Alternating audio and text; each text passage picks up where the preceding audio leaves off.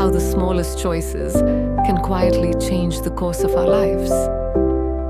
I never thought that simply accepting a ride home would awaken something inside me I hadn't felt in years.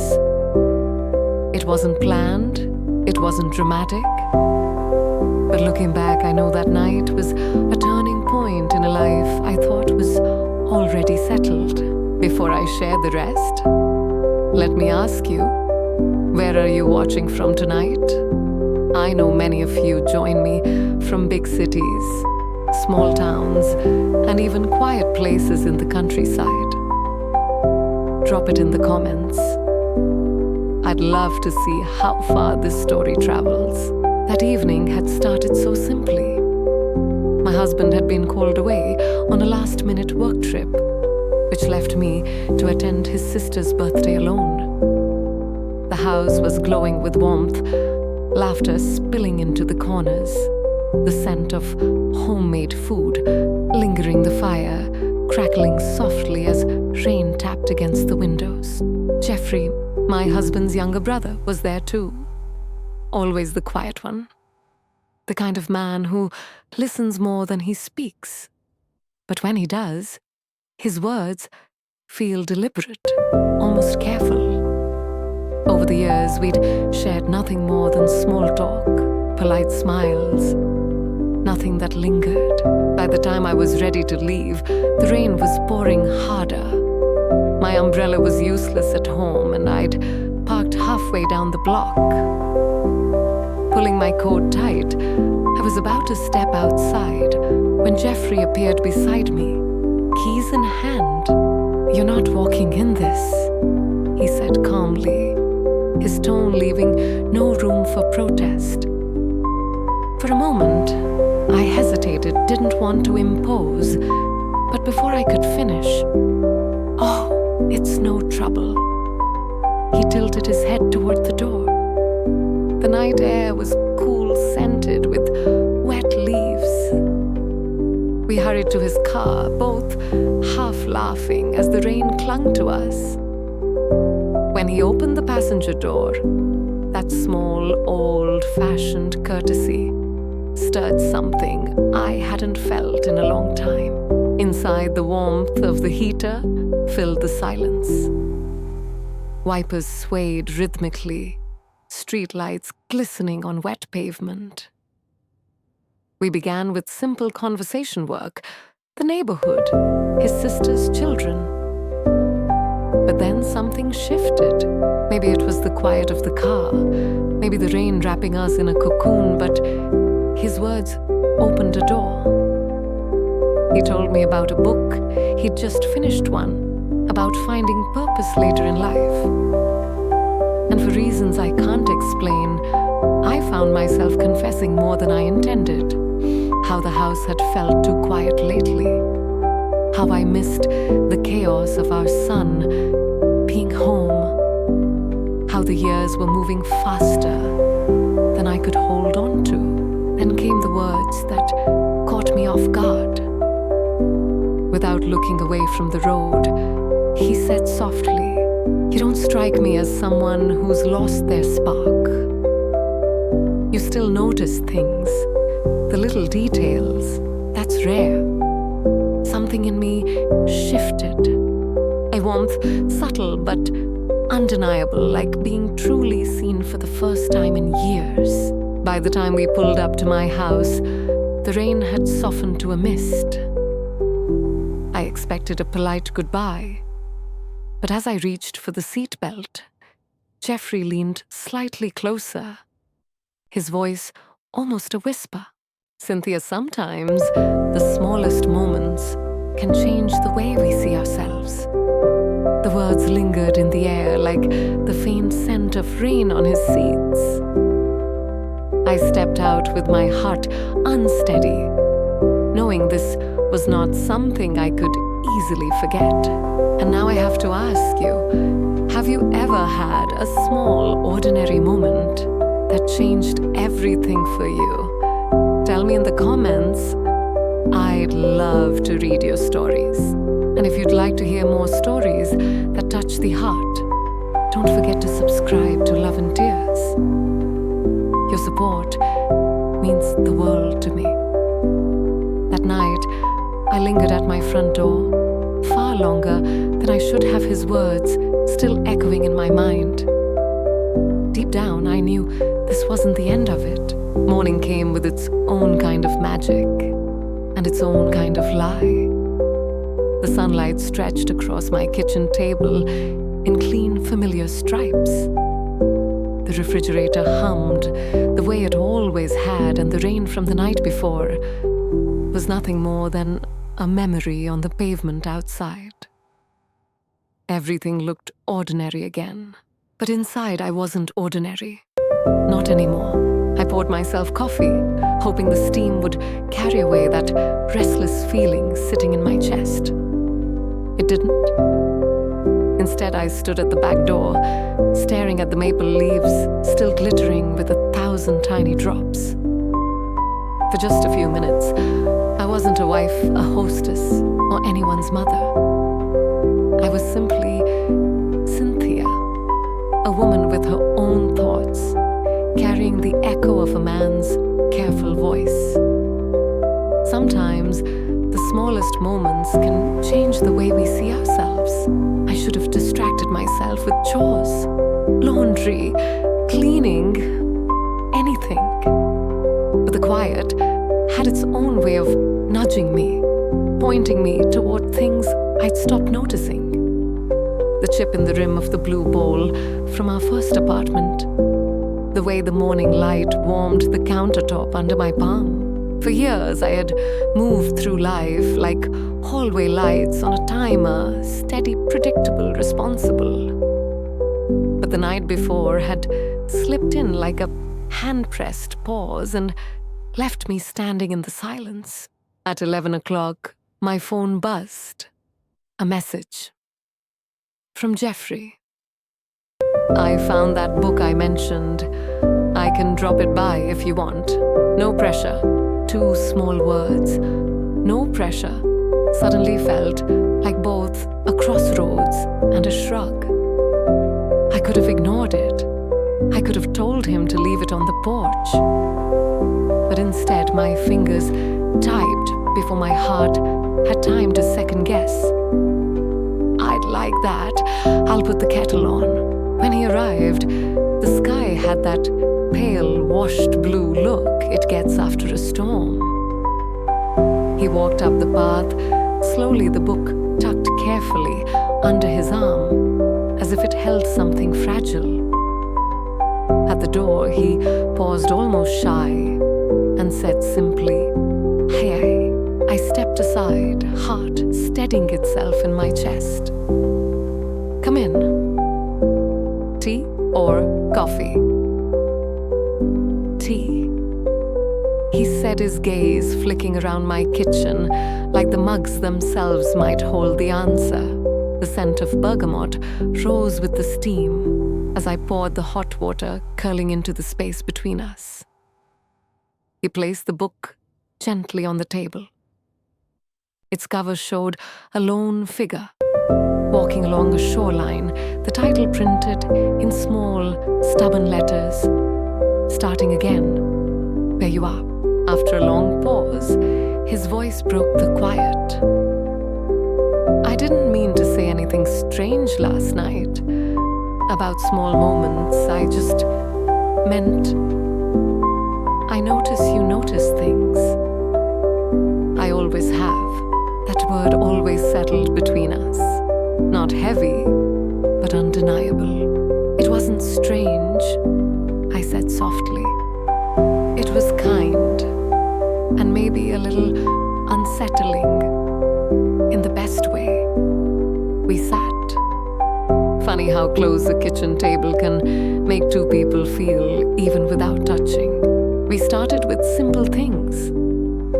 The weather, the birthday cake, his sister's endless jokes. But it wasn't small talk. It was like rolling gently downhill toward something you couldn't see, but trusted was waiting. He asked about my garden, and I told him how the peonies had burst open this year, as if they'd been saving their courage. He smiled, then confessed he'd started painting again. Doorways, porches, small slices of light. I laughed. You painting? I know. He grinned, the quiet one with the secret hobby. Don't tell anyone. You just told me, I teased. Our eyes met. And there it was again, that soft, steady attention. Not pushing, not demanding, just seeing. He tapped the book with his finger. There's a chapter about memory and rehearsal. How we keep performing the same version of ourselves because that's what people expect.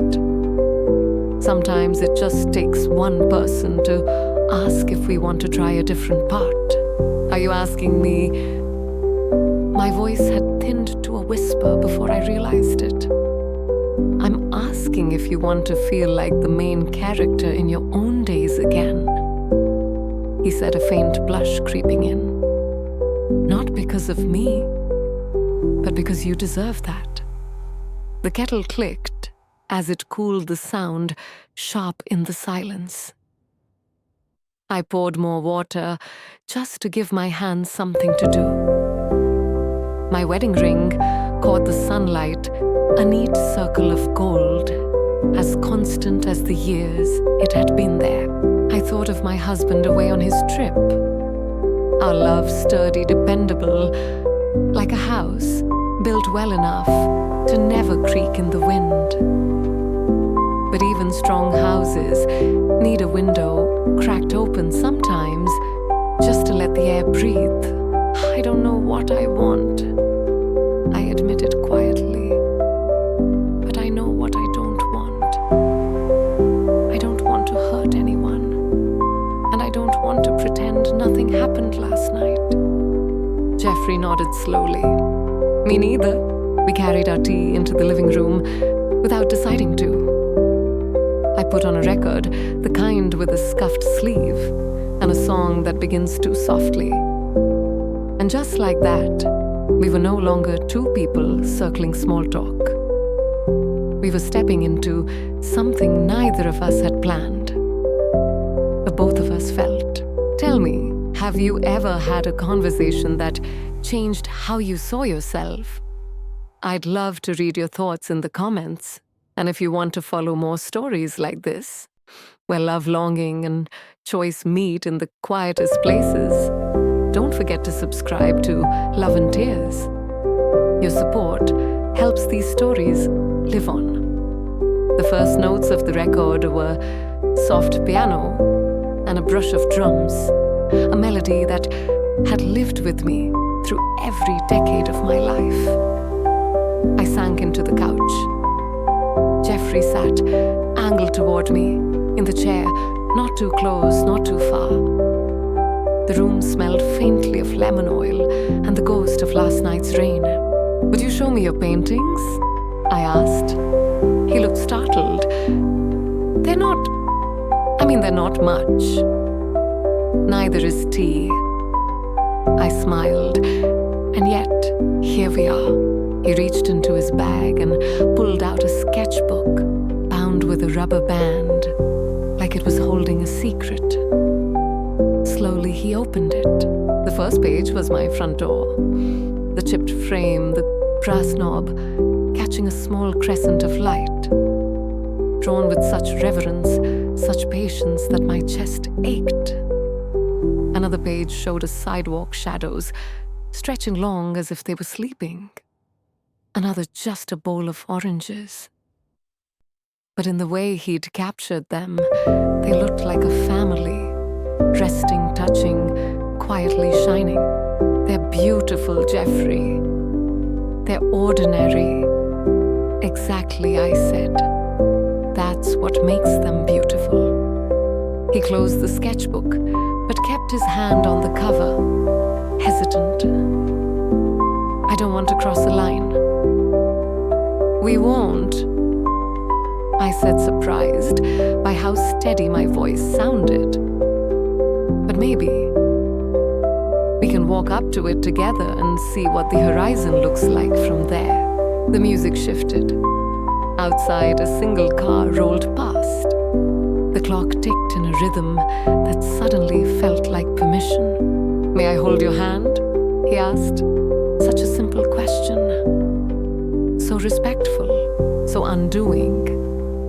He didn't assume, didn't reach, he asked. I breathed in, breathed out. Yes, he moved slowly, giving me every chance to change my mind. I didn't. His hand found mine, warm, tentative, with a little paint caught in the lines. It wasn't the kind of touch that expected. It was the kind that listened.